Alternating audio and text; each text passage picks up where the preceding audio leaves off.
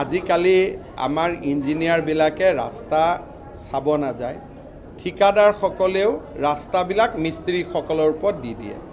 Maximum মিস্ত্ৰী চৰৰ পৰা আহে, তেওঁলোকৰ কোনো ট্ৰেইনিঙো নাথাকে, পোনে পোনে আহি ইজনক সিজনক দেখাক দেখি কৰি মিস্ত্ৰী হয়। ঠিকাদাৰজনে নাচায়, ইঞ্জিনিয়াৰজনে ছাইডত নাহে। তাৰ ফলত আপোনালোকে দেখিব যে আমাৰ ৰাস্তাবিলাকৰ গাঁতটো মাজত হয়, কিন্তু যদি এটা ৰাস্তা বনায় ৰাস্তাটো হেলনীয়া কৰি বনায়, গতিকে গাঁতটো ছাইডত হ'ব লাগিব, মাজত হ'বই নোৱাৰে যদি কোনোবাই ৰাস্তাটো নিয়মত বনায়। সেইকাৰণে আমাৰ ইয়াত খেলি মেলি আছে। মিটিঙে পত্ৰই কৈ ৰাইজক সচেতন কৰি থাকিব লাগিব যাতে লাহে লাহে ভাল হয়। এতিয়া আমি ITI বিলাকতো মিস্ত্ৰীসকলৰ ট্ৰেইনিং আৰম্ভ কৰিছোঁ।